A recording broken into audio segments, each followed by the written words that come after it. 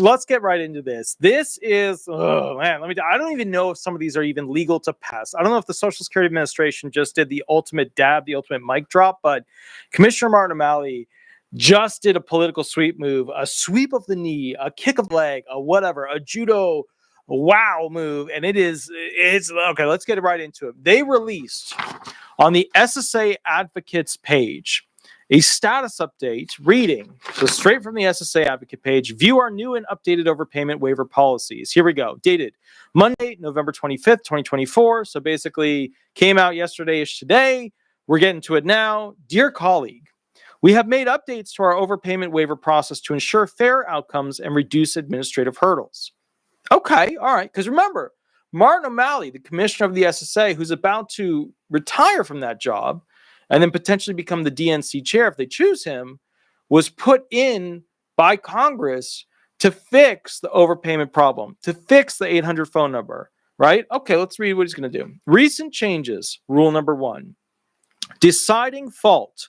We begin from a neutral position when determining fault and must thoroughly document the evidence that establishes an individual was at fault for causing an overpayment. Now remember, they changed the rule. The rule used to be that you had to prove to them that you were not at fault.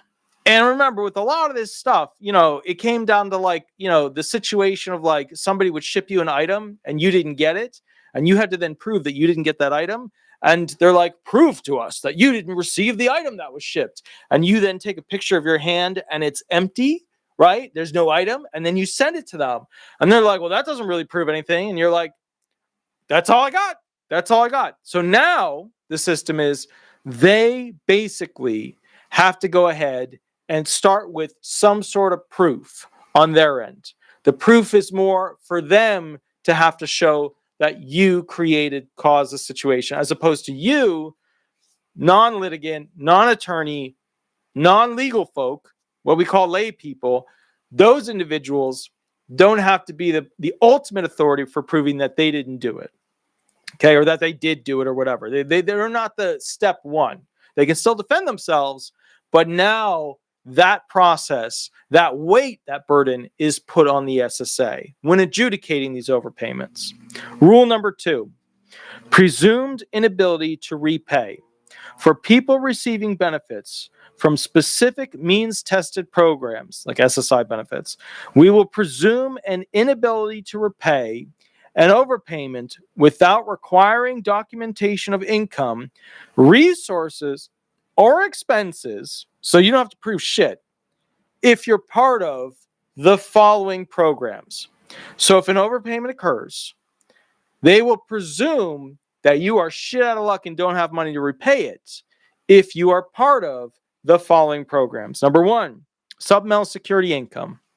Number 2, temporary assistance for needy families. Number 3, means-tested programs from the Department of Veterans Affairs. Number 4, supplemental nutrition assistance programs. SNAP. You guys know what SNAP is. It's like food stamps. Number 5, Medicare Part D extra help. So just to clarify again, if you got SSI, TANF, if you got means-tested VA benefits, SNAP, or Medicare Part D extra help, they will automatically presume, if you have an overpayment, that you have an inability to repay those funds. We will presume an inability to repay an overpayment without requiring documentation of income, resources, or expenses. You know why? Because everything doubled and tripled in price in America. For the most part, right? It wasn't handled properly, right? It is what it is. That means that when we say SSI people are poor, we mean they are the poorest they have ever been in the history of being an American citizen. And some of them aren't even American citizens. I'm not going into that this video, but you know what's going on there. So the point is, just to be very, very clear, all of a sudden now, your presumed inability to repay, it's automatic. If you are part of these programs, they know that the benefits aren't enough to live in the modern era, in the modern day. So they're saying right off the bat, you know what? We know you're shit out of luck. You don't have money to begin with. Cool. We got it. Automatically presumed inability to repay the overpayment. Rule number 3, expanded poverty level criteria. Remember, some of these rules, I'm not even sure that Commissioner Martin O'Malley was allowed to change them without congressional review. Some of these rules, and we're going to get through them, I feel like Congress would have to give the okay on it. But again, think about this. Commissioner Martin O'Malley wants to leave the SSA with a win. So basically, days before he resigns from this position to go join the Democratic Party in some other way, he's mic dropping these and saying, you know what, Congress, you can do whatever the hell you want. But we are changing these. And now the Republicans coming in, if you don't like them, even though they benefit the American people immensely, go ahead, Republicans. That's what Commissioner Martin O'Malley is saying here. Go ahead, Republicans. Try and get Congress, Senate and the House, to tell the American people that they can't have these. And I'm going to tell you right up front, the Republicans do not want to go ahead and change these changes because they're going to piss off a lot of Social Security recipients if they try to. So this was a brilliant political move on behalf of Commissioner Martin O'Malley. This is the official mic drop of him leaving the SSA. And it is sassy. It is spicy. It is a little bit, honestly, it's naughty. It was a very naughty maneuver, and I like it. It's very naughty. Now, with that said, rule number 3, expanded poverty level criteria. We will also presume an inability to repay for people with household income at 150% or below the federal poverty level, FPL, and resources within the established limits. So, if people who live in a household that is so poor, okay, where the household income is at 150% or below the federal poverty level, and the resources are within the established limits, they automatically presume that you have an inability to pay the overpayment. Now, why are all these rules so smart?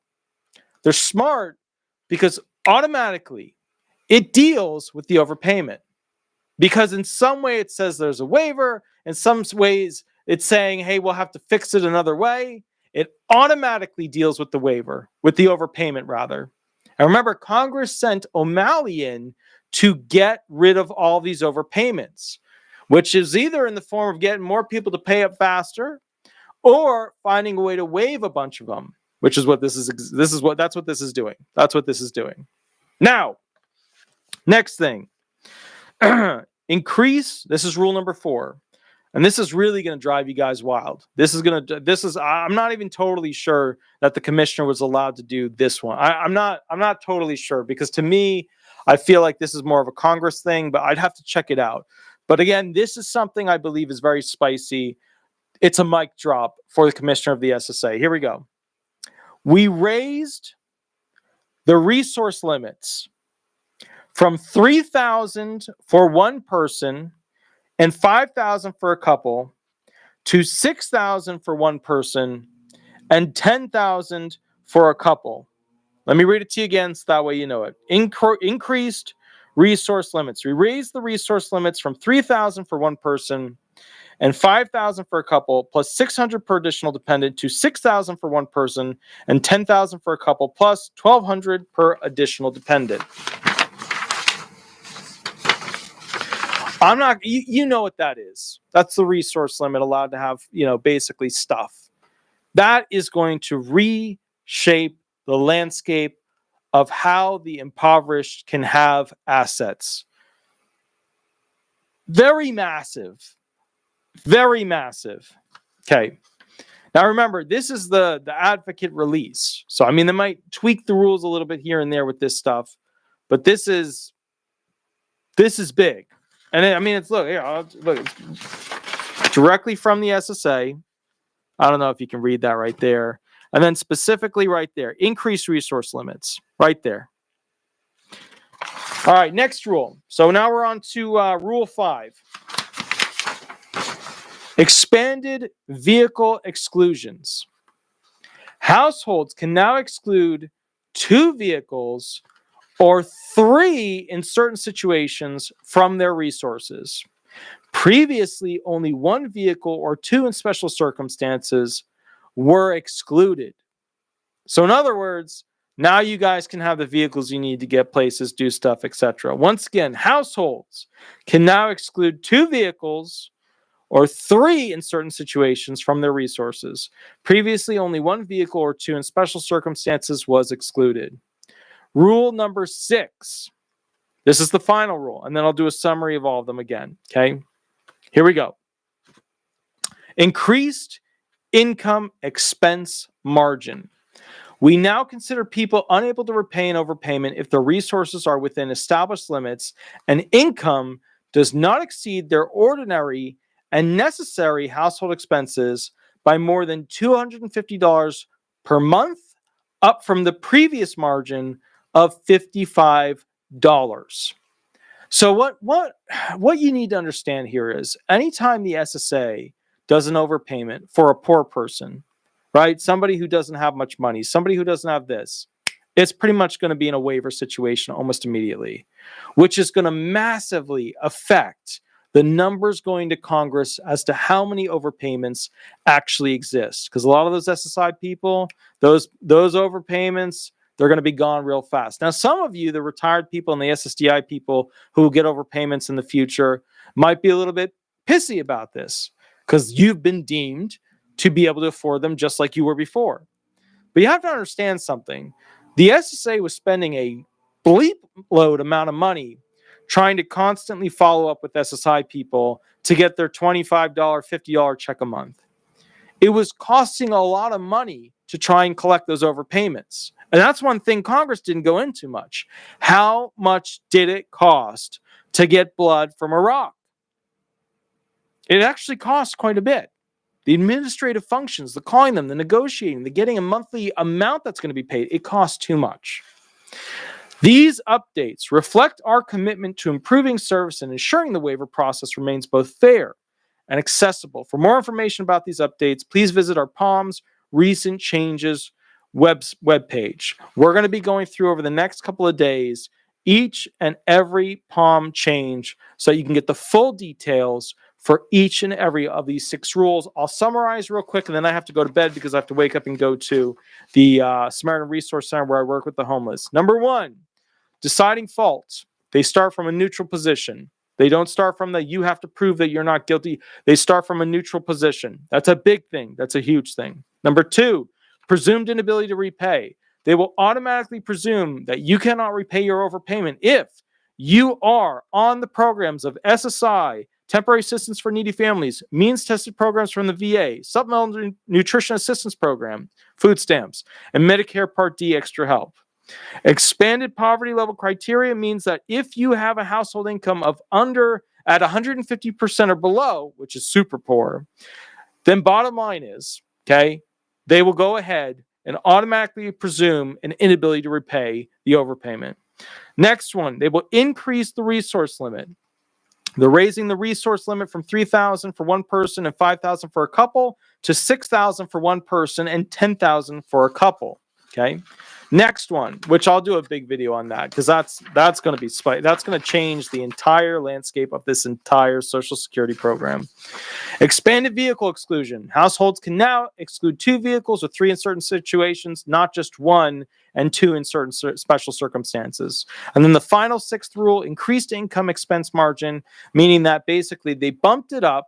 I'll read it to you real quick. We now consider people unable to repay an overpayment if their resources are within an established limit and income does not exceed their ordinary and necessary household expenses, like what you got to spend each month. Like what does it cost for me to live in a month? They're looking at that. And bottom line is, if your household expenses, are basically more than $250 per month, then they're going to go ahead and consider that as your inability to repay. It used to be a margin of $55. Now it's $250.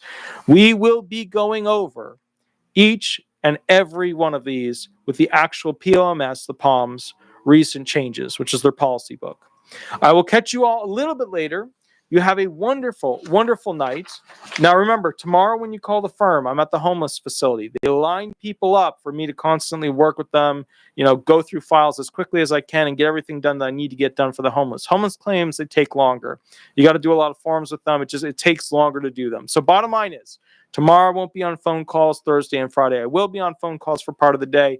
Please remember to like and subscribe. Hit that like button. Stop being stingy with it. I will catch you all down the line. Also, if you could go to Disability Resolution Law Firm or Disability Resolution Florida on Google, throw up some reviews. I always appreciate that.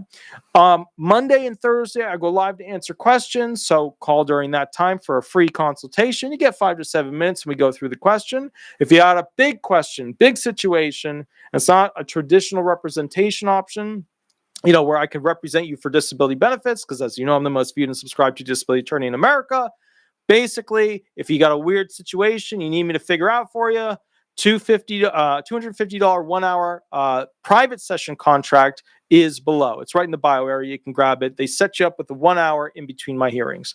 I will catch you all a little bit later. You have a wonderful night, and we will go from there. Thank you so much, and please have a wonderful, happy Thanksgiving. Thank you so much. All right, bye-bye, everybody. Bye-bye.